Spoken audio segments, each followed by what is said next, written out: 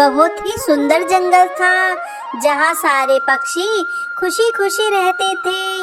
जंगल में सब कुछ अच्छा चल रहा था, ना खाने पीने की कमी थी और ना ही किसी और बात की कोई परेशानी थी।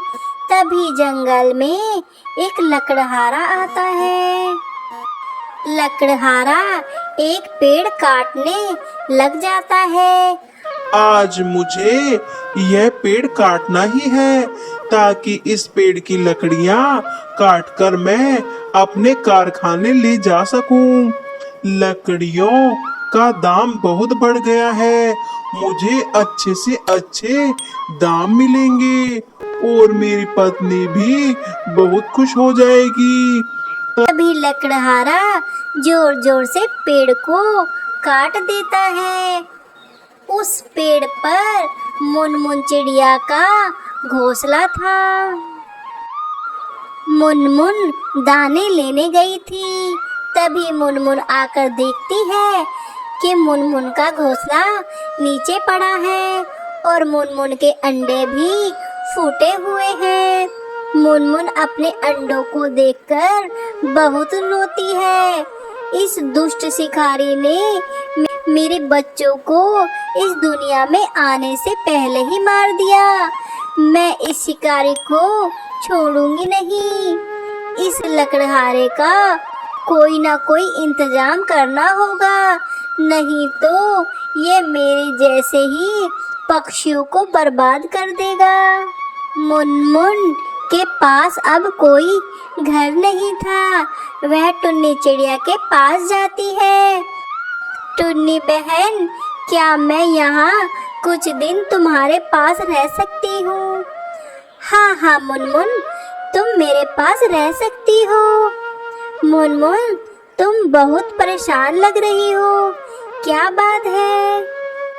टुन्नी बहन, आज एक लकड़हारे ने मेरा घोंसला तोड़ दिया। जिस पेड़ पर मेरा घर था, उस लकड़हारे ने उस पेड़ को काट दिया। बेरहम लकड़हारे ने मेरे अंडों पर भी तरस नहीं खाया, मेरे अंडे भी तोड़ दिए। अब मैं क्या करूं, कहाँ जाऊं? टुन्नी बहन, हमें उस लकड़हारे का कुछ ना कुछ तो करना होगा, वरना हमारे जंगल के पक्षी बेघर हो जाएंगे। तुम चिंता ना करो मुनमुन, हम मिलकर कुछ ना कुछ जरूर कर लेंगे। ऐसा करते हैं, हम राजा जी के पास चलते हैं। राजा जी हमारी इस समस्या का कुछ ना कुछ हल जरूर निकालेंगे। चलो टुन्नी चिड़िया, चलो हम सारे पक्षियों को इकट्ठा कर लेते हैं और राजा के दरबार चलते हैं। सारे पक्षी एक जगह जमा हो जाते हैं। जंगल के महाराज भी सभा में पहुंच जाते हैं। पक्षियों, हमें उस लकड़हारे का कुछ ना कुछ करना होगा, नहीं तो हम सारे पक्षी बेघर हो जाएंगे।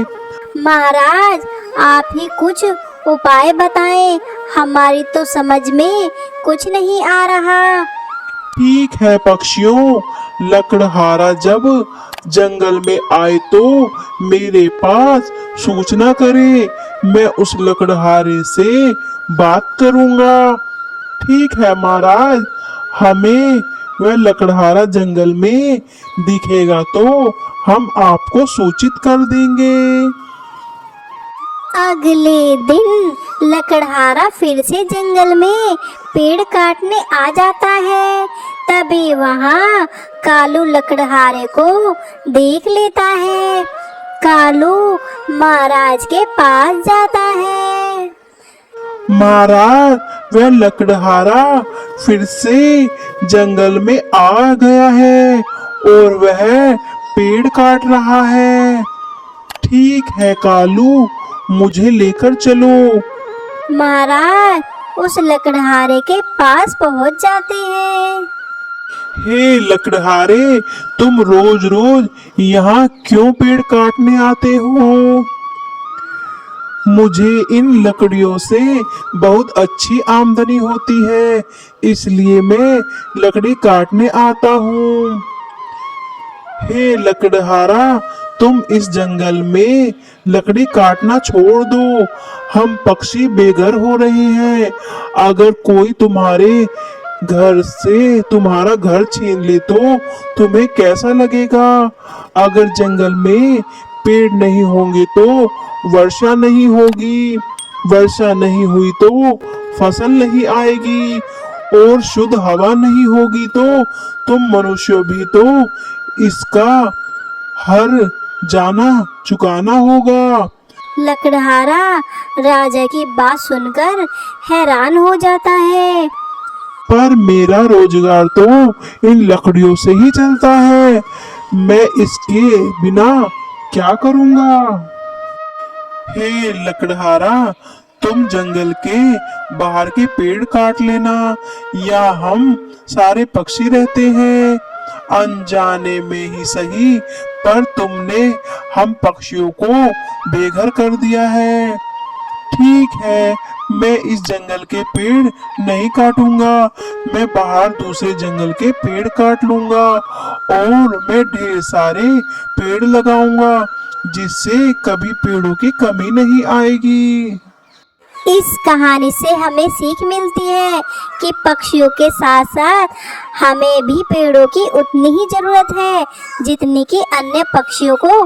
एक जंगल में एक टुन्नी चिड़िया नाम की चिड़िया रहती थी। उसके 2 बच्चे थे। उसने एक पेड़ की डाल पर अपना घोंसला बनाया था। वह दोनों बच्चों के साथ उस घोंसले में रहती थी। कुछ दिनों में बारिश का मौसम आ गया था। चिड़िया अपने बच्चों के साथ बारिश में भीग रही थी। वह अपने बच्चों को भोजन भी नहीं कर पा रही थी। एक रात बहुत जोरों की हवा चलने लग जाती है। बच्चे हवा से कांपने लग जाते हैं। तेज हवाओं में टुन्नी चिड़िया का भी बहुत बुरा हाल हो जाता है। एक तो बारिश, ऊपर से तेज हवा इतनी तेज चल रही थी कि टुन्नी चिड़िया का घोंसला हवा से बहुत दूर जाकर पड़ जाता है। चिड़िया अपने बच्चों के साथ बारिश में भीगने लग जाती है। वह अपने आसपास देख रही थी कि शायद उसे कोई मदद मिल जाए। तभी टुन्नी चिड़िया कालू कौवे के घर पर नजर पड़ जाती है। वह दोनों बच्चों को लेकर कालू के घर जाने लग जाती है। कालू भैया, दरवाजा खोलो। कौन है बाहर? कालू भैया, मैं टुन्नी चिड़िया हूँ। क्या मेरा घोंसला बारिश में टूट गया है, मुझे अपने घर में जगह दे दो। बारिश में मेरे बच्चे बीमार हो जाएंगे। चिड़िया, मैं दरवाजा नहीं खोल सकता, मेरे बच्चे अभी सोए हैं, मेरे बच्चों की भी तबीयत खराब है। अगर मैं दरवाजा खोलूंगा तो वह बारिश की आवाज सुनकर उठ जाएंगे। बहुत मुश्किल से सोए हैं मेरे बच्चे, माफ करना टुन्नी बहन, मैं तुम्हारी कोई मदद नहीं कर सकता। टुन्नी चिड़िया वहाँ से चली जाती है। कालू जी, टुन्नी चिड़िया चली गई क्या? हाँ सुंदरी, चली गई। अच्छा हुआ कालू जी जो आपने इसको मना कर दिया। वैसे भी आज मैंने अपने घर की अच्छे से सफाई की है और यह मेरा घर सारा गंदा कर देती। सही कह रही हो सुंदरी। टुन्नी चिड़िया अपने बच्चों के लिए ठिकाना ढूंढ रही थी। तभी उसे एक टूटा हुआ घर दिखाई देता है। चिड़िया उस टूटे हुए घर में छुपकर बैठ जाती है अपने बच्चों के साथ। कुछ कुछ दिन बाद बारिश थम जाती है। चिड़िया अपने और अपने बच्चों के लिए एक अच्छा सा घर बना लेती है। अब उसके बच्चों के सर पर छत थी और वह सुरक्षित थी। टुन्नी चिड़िया अब बेफिक्र होकर अपने बच्चों के लिए दाना लेने जा सकती थी। उसके बच्चे घर में सुरक्षित रहते। कुछ दिन बाद बारिश होती है। चिड़िया बारिश के मौसम में अपने बच्चों के साथ भोजन कर रही होती है। तभी दरवाजा खटखटाने की आवाज आती है। कोई है इस घर में, हमारी मदद कीजिए। कौन है दरवाजे पर? मैं कालू कौवा हूँ। मैं बहुत मुसीबत में हूँ। मेरा घर बारिश में टूट गया है। मेरे बच्चे भीगे हुए हैं। मुझे कुछ दिनों के लिए आसरा दे दो। बहन, मेरी पत्नी भी इस बारिश की वजह से मर गई है। टुन्नी चिड़िया दरवाजा खोलती है। आ जाओ कालू भाई, बच्चों को अंदर ले आओ। कालू कौवा टुन्नी चिड़िया को देखकर हैरान हो जाता है।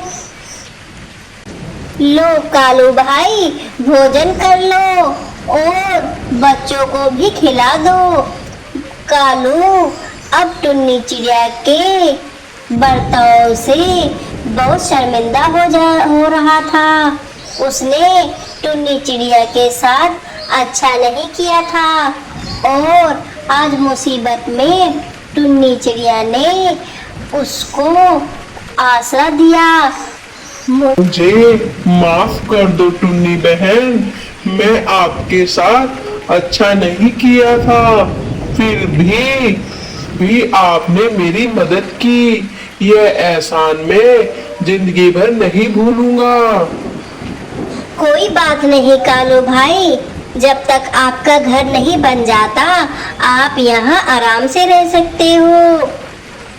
टुन्नी चिड़िया, तुम्हारा बहुत बहुत धन्यवाद। जब तुम्हें मदद की जरूरत थी मैंने तुम्हारी कोई मदद नहीं की। आज जब मुझे मदद की जरूरत है तो तुमने मेरी बहुत मदद की है। आज मुझे एहसास हुआ कि हमें दूसरों की मदद करनी चाहिए। तुम्हें भी कभी मदद की जरूरत पड़े तो तुम्हें बेझिझक इस भाई के पास आ जाना। आज से मैं तुम्हारा भाई हूँ। चिड़िया ने कालू कौवे की मदद करके अपनी अच्छाई साबित कर दी।